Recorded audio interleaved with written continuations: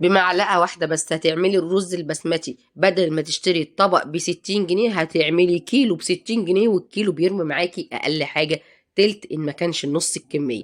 صلي على الحبيب قلبك يطيب. كل اللي احنا محتاجينه بصلاية هنقطعها قطع صغيرة وننزل عليها بنص معلقة من لون الزعفران. لون الزعفران صحي بيتباع في المحلات، ولو جبتي ب10 جنيه هتستخدمي منه 3 و4 مرات. نص معلقة بس، وخدي بالك ما تزوديش أكتر من كده.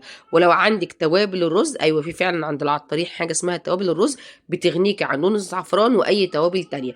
كل اللي انا هحطه ملح وفلفل وال7 بهارات ونص معلقه من بودره الزعفران. ولو جبتي التوابل هرجع اقول لك التوابل احسن فيها كل الميكس من اللون والتوابل اللي محتاجها الرز. صلي على الحبيب قلبك يطيب. يا دوبت البصلايه تبدا تدبل، هنخرط عليه قرن فلفل سبايسي لو انت عايزاه سبايسي، وهنقلب الكلام ده كله ويتشوح البصل يشرب من الرز من التوابل. تركة خطيرة عالمية. الرز بيبتدي من 60 جنيه.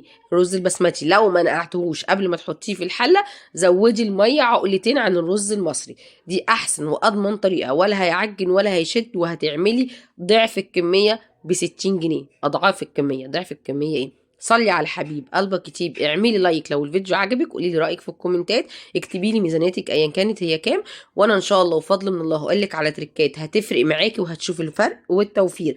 صلي على حضرة سيدنا النبي. اول ما يتشرب هتوطي عليه، ما تخافيش، الرز البسمتي ما بيعجنش، دي الميزه الوحيده فيه.